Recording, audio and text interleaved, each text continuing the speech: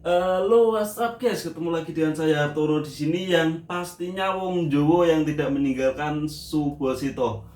Oke guys, setelah kemarin saya bikin video mengenai pekerja ilegal dan pekerja resmi di Korea itu pada akur rendah. Di video kali ini sesuai janjiku, aku mau membahas dari mana asal pekerja Indonesia yang ilegal di Korea ini. Yo wes, daripada kalian penasaran, ikuti terus video ini ya. Yuk, langsung saja. Cus.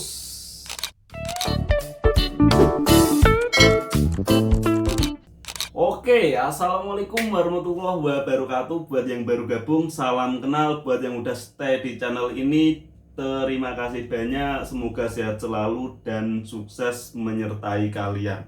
Amin. Oke, nggak panjang lebar, video yang kemarin itu mengenai pekerja ilegal dan resmi itu pada akur enggak. Buat yang belum nonton, bisa nonton videonya di atas sini ya guys ya. Ya wes, langsung aja nggak iku yo, asalnya dari pekerja. Iya toh mas, aku kok malah lali.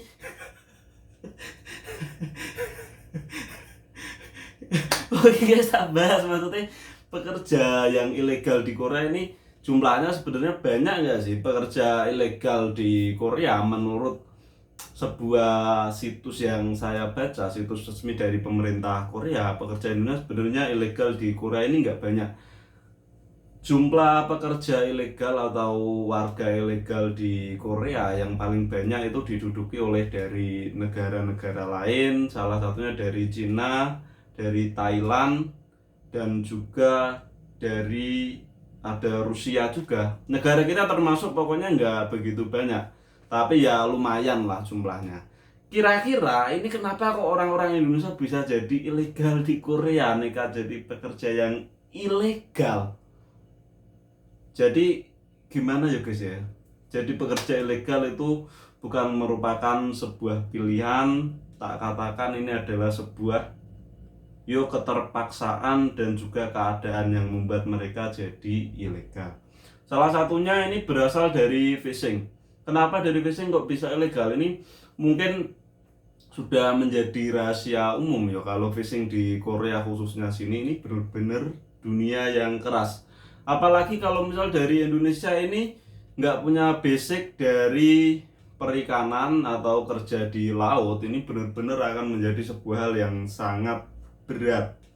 Ini saya pernah diceritain dari temanku yang kabur juga dari fishing. Ini sebenarnya beliau ini dari rumah ini niatnya yo pengen kerja bener-bener di fishing juga ndak apa-apa, tapi ternyata pas sudah sampai di laut ini mabuk laut pun kalau misal orang sini pengertian yo harusnya nggak sampai ada terjadi kayak kata-kata kasar, sampai terjadi penggamparan, dimaki-maki, bukannya diobati tapi dimaki-maki. Siapa yang betah yo ta? Harusnya kan yo namanya gimana lagi, karena di laut, orang laut itu memang kasar-kasar, bahkan yang nggak mabuk laut pun kerja kurang gesit dikit itu juga dimaki-maki, kerja udah bener salah terus, serius. Dan pekerjaan di laut itu tidak kenal waktu guys, makanya buat teman-teman yang resmi mungkin jangan sepelekan pekerja-pekerja ilegal, mereka kabur itu karena ya nekat, keadaan terpaksa, yang jelas seperti itu guys. Bayangin aja, misal kerja dari di penangkapan ini yo. Pernah temanku cerita itu dari jam 2 malam itu udah berangkat. Itu kerja sampai jam 7 malam. Terus itu besoknya bangun lagi jam segitu. Itu pun pulang jam 7 itu nggak bener-bener pulang langsung istirahat, enggak, masih harus ngurusi ikan hasil tangkapan ini. Terus yo pokoknya kayak nggak ada istirahatnya guys, bener-bener tidur itu cuma tidur pas di perjalanan dari pelabuhan apa itu tuh, pokoknya sampai ke tengah laut yo wes itu tok, gimana nggak kabur. Dan itu pun untuk perlindungan juga masih minim juga, karena minimnya pengetahuan juga. Yo wes jadi nih banyak yang kabur begitu. Terus yang berikutnya ada yang dari fishing, emang niat dari Indonesia, nanti pas iya ya istilahnya dari ujian-ujian gitu, biasanya yang ujian sampai satu kali, dua kali, tiga kali di manufaktur ndak lulus, terus akhirnya ngambil jalan pintas ikut fishing yang dengan standar nilai rendah udah bisa lulus ngono guys. Jadi nyampe sini langsung kabur, ini juga nggak apa-apa sih, nggak masalah. Karena siapa sih maksudnya yang mau jadi pekerja ilegal itu karena terpaksa, pastinya keadaan ingin merubah nasib, susahnya mencari pekerjaan. Di Indonesia mencari pekerjaan nggak susah guys sebenarnya, cuman mencari pekerjaan yang gajinya lumayan itu susah. Ibaratnya gini yo, di tempat kelahiran tercintaku, kotaku itu gaji 2 juta, tapi kalau misal buat hidup sebulan itu bener-bener udah nggak bisa nyimpen sama sekali buat transport. Nggak bisa diceritain, malah nanti aku nganu, makanya banyak yang ilegal di sini. Terus yang berikutnya ini berasal dari manufaktur. Manufaktur kok bisa jadi ilegal mas? Ya bisa, banyak. Mbok anggap manufaktur nggak bisa jadi ilegal. Salah satunya yang baru tak ceritain kemarin. Ini ada yang temen kita diusir gara-gara minta pindah baru beberapa hari nyampe sini. Dan ini otomatis langsung jadi ilegal. Selain itu juga ada banyak cerita-cerita lagi yang misal pekerjaannya nggak sesuai, minta pindah lama, diundur-undur, diulur-ulur terus sampai akhirnya nekat kabur, ini juga jadi ilegal. Terus ada juga yang iya ya, bener-bener minta pindah udah nggak boleh, terus kerjaannya beresiko, sering terjadi kecelakaan, orang-orangnya kasar, otomatis memilih untuk jadi ilegal. Terus yang mungkin dialami teman-teman ini salah satunya ada juga yang jadi ilegal gara-gara itu iya ya sengaja nggak diperpanjang sama pabriknya. Misal gini, taruhlah aku pas habis 3 tahun gitu yo, dulu hampir-hampir nggak diperpanjang di situ dan waktuku mepet itu. Kalau misal nggak diperpanjang terus cari kerja itu 2 minggu sebelum, 2 minggu apa berapa gitu sebelum visa kita habis itu kita harus dapat kerja, sedangkan waktu pencarian kerja cuma seminggu, itu popo yora jadi ilegal. Adapun yang teman begitu.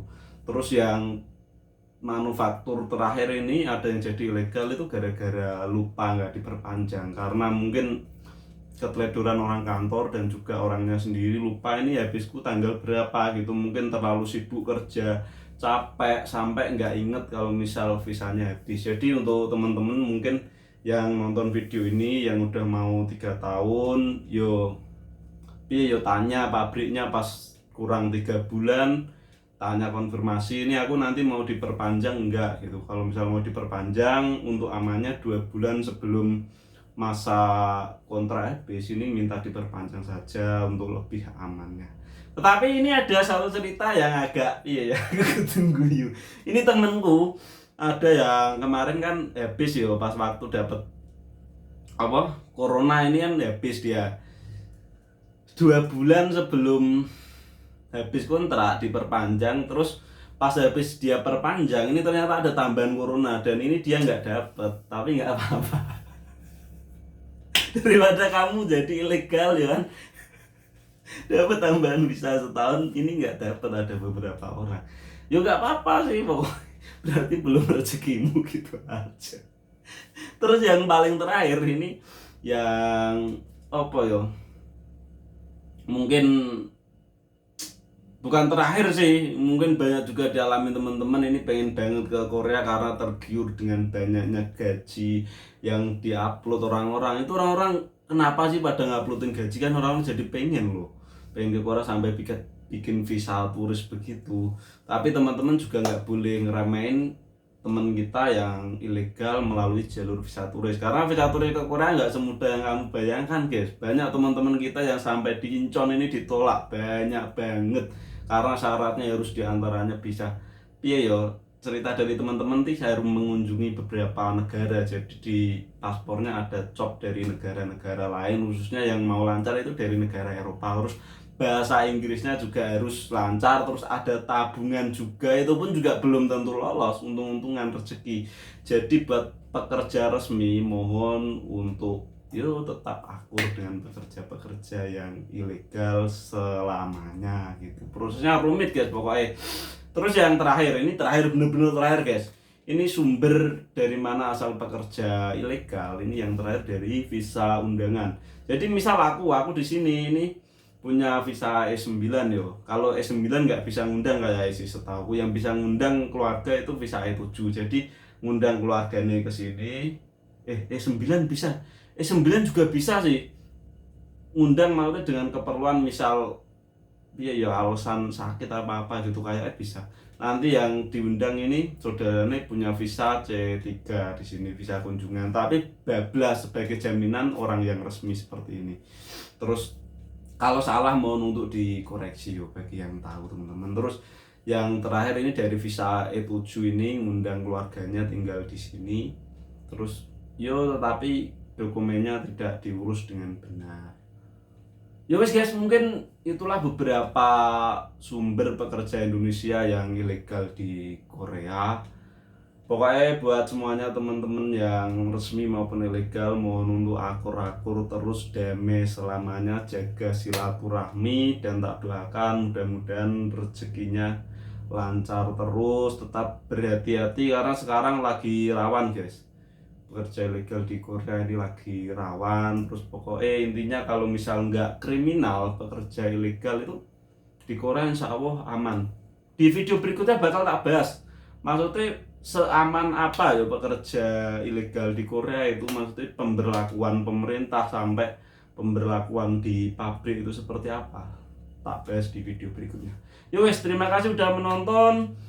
Sampai jumpa di video-video berikutnya. Jangan lupa dukung channel ini dengan cara like, komen, dan juga subscribe agar channel ini terus berkembang. Dan jangan lupa share sebanyak-banyaknya ke media sosialmu agar semua teman-temanmu tahu. Sampai jumpa lagi. Wassalamualaikum warahmatullahi wabarakatuh. Sukses untuk semuanya. I know you told your friend you're not okay, and tell me what's wrong.